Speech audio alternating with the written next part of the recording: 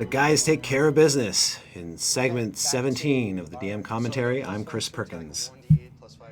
This is a big encounter, so the characters have pretty much quit their buffoonery and are dead set on destroying all monsters in their path.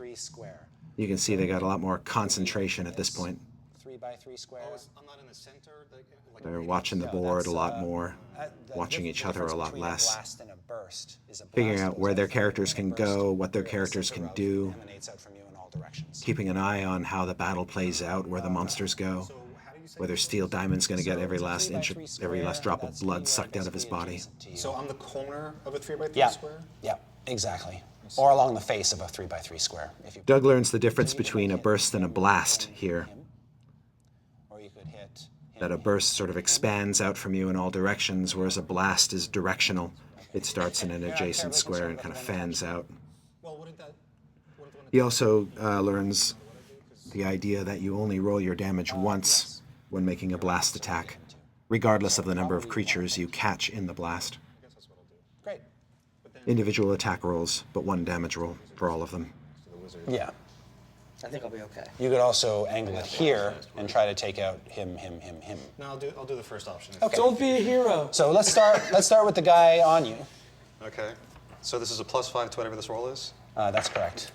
A 12 plus 5 is 17. Okay, that hits the Sturge. Roll damage against him. So damage is 1d8. Where'd my d8 go? Oh, that's 5. 10. Okay. He is bloodied. Oh, that's it? Just blood? Yep. All right. I decided not to make the Sturge minions. I was sort of waffling back and forth when I was creating the encounter, just to create some variety. 13. Damage is the same for all of them. Oh, so you only have to roll that one. 10. Minions generally play nice with all kinds of standard monsters, but it's good to show the players here that not every monster goes down with one hit. Okay, gotcha. These guys are not minions. 19. Cool, thanks. That hits, so he takes 10. And 22. Hit again. So you hit all of the Sturges. They're all bloodied. Well, I am going to do an action point to do a second attack. Okay. Because I want these things dead. Yep. This is a shout of triumph. Excellent. Plus, if the Sturges were minions, I could imagine Doug, having Steel Diamond just stop, drop, and roll, and just sort of roll across the floor, crushing Sturges under his body. First the guy on you. First the guy on me. This is a I'm actually kind of surprised he didn't do that. 23. Hits. And my damage, it was a 1d6. Steel Diamond spends an action point, and we can see here that Doug has really picked up on the 4th edition rules. This guy. That guy. Raid! Sorry? 13. No. This guy. 23. His bones explode all over. Okay. That guy. 28. And the last guy, 27. Well done. All right. All right, so there's nothing attached to your face. That's nice. Nice. And we jump back to the top with Ranrock. Pretty sweet. Yeah, what have you been doing, Ranrock?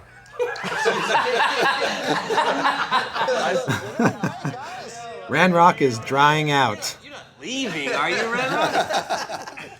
I pulled you up. Very cold. Have you done anything since I pulled you up? Just drying out. Come back. Okay. He's Chris, what's the drying difference out. between a cleave and a passing attack? Okay, so a cleave, which is what you're at will, you attack, and then every enemy, if you hit. So here, Ranrock has to choose between cleave and passing attack. Other than the guy you just hit takes damage, auto damage. One of the benefits of having so many minions on the board, just sort of cluttering up the whole room with monsters, is that it gives characters the option of using bursts and blasts and cleave effects to good effect. You want characters to have opportunities to take on multiple monsters at the same time. We'll do the cleave then. So I'm going to move. I think all in all, this encounter does a good job of giving every character something cool to do. And cleave at this. Cleave The at this guy. melee combatants have a lot of fodder that they can hack to pieces. Let's do this. The wizard has the magic circle. Hits, he explodes, and this guy takes auto damage and explodes. Sweet. Well done. All right, Ranrock's in the game. Jaundice. So you might be the first attacker opportunity. Yeah, I think we were just saying I might suffer the first attack of opportunity in this game because I'm going to try to go around this guy. 1, 2 to here. All right, he will take a swipe at you. He rolled a 19 versus AC. Okay, that does hit. 4 points of damage. Okay, and does that stop my movement, or can I continue? Nope, you can keep going. Okay. Out of here. I'm going to call the police. Going around him. You leaving? Passing through the cloud, actually. Okay, no effect. To here. Attacks of opportunity, or opportunity attacks as they're actually called in the 4th edition Yeah, rules. get a nice tickle. I'm gonna do They're scorching a level of burst. complexity to the right game, there. but I find, or it's been my experience, that players really pick up on it quickly. My positioning That was wrong. the easiest way to generally circumvent Very an first opportunity one, attack and is then to it shift squares away the from your zones enemy. from me? And if you It's don't, an you're going area to burst, get You're basically lobbing it out. Oh. You're gonna get threatened. 10 squares away, and then it detonates, exploding in that square. So while it is more complex So you didn't have to. Frustrating to be the person asking. than many of the rules in the system, I find that the learning curve is pretty shallow. And I will attempt to lob it. This is where I You want still to probably hit want to it. shift away from him just so he doesn't take the attack of opportunity, but you can do that as a move. That's not a big Okay. deal. And may I make a Okay. ranged attack to here, Great. or is there a line of sight issue? Nope, you got it. Okay, that's where I want it to go explodes off. here, it's going to affect all 3 of these guys. Okay. So Still have the free 5-footer. So do you do a Jaundice has decided not to focus on the magic circle here and actually get into the damage dealing game, which is a cool choice for him to make. Okay, cool. So against this first guy. Dan has clearly realized that the magic circle isn't going to jump out and grab him anytime soon. It won't make any difference because they're minions. Oh, I So, see.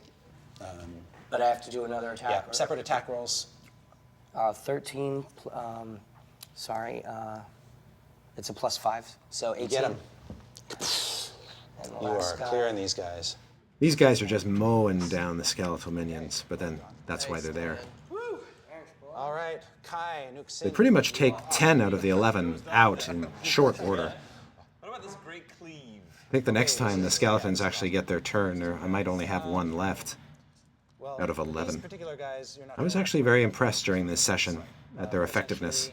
You make 1 attack roll. Part of me is a bit sad that the clouds of cold didn't get used more early on, but they do figure into the encounter later when things go horribly awry with the magic circle. Let's see how we do. First against this clown. Take him out. Come on, Yes, Kevin. You're gonna get him. Nice. That guy. Smash. That's gotta feel good. See, look how happy players are when they kill minions. Why wouldn't you want to use minions? Clear through the minions. That's Just the image of this Goliath bringing his big giant sword around and cutting 2 orc skeletons in half. That's a fantastic image. Well, let's see. Look at that Goliath mini. Look at the size of his sword, man. I think he's compensating for something. There, but I'm just waiting for something. Sure. Always. Or Try to cut Little known these fact guys of out, Goliath right? anatomy, I suppose. try and can I do this? 1, 2, 3, 4. I don't have that move anymore, but if I'm closer to these guys, am I in jeopardy of getting attacked by They them? will almost certainly attack the nearest warm-blooded thing that they see. Yeah. But maybe that's not a bad thing because you have more hit points than anybody else. Yeah. You probably don't want 5 of them attached to you. No, I don't. Yeah, I don't think the Goliath's going to go running into the pack of Sturges, no matter how tough he is. I was planning on Kai Nuke Sin is not the bravest Goliath on the block. blind them and keep them away from me. I'll stay away from them then. Yeah. Until they flew out. I love that the players are talking about tactics here. That they're sort of trying to work together and figure out who's going to go where, who's going to do what, who's going to draw the attention of which monsters.